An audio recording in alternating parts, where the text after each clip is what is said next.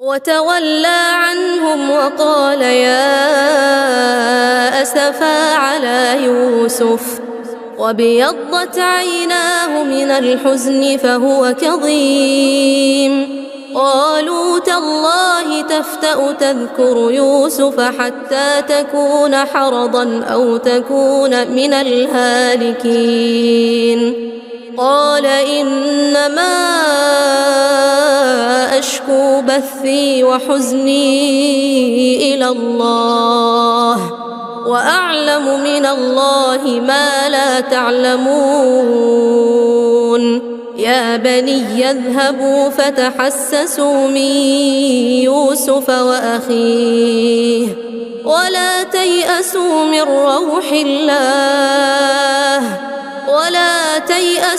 روح الله إنه لا ييأس من روح الله إلا القوم الكافرون. فلما دخلوا عليه قالوا يا أيها العزيز مسنا وأهلنا الضر وجئنا ببضاعة مزجاة فأوف لنا الكيل وتصدق علينا إن الله يجزي المتصدقين.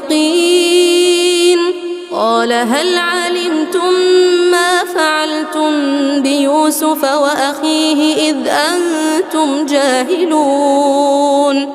قالوا أئنك لأنت يوسف؟ قال أنا يوسف وهذا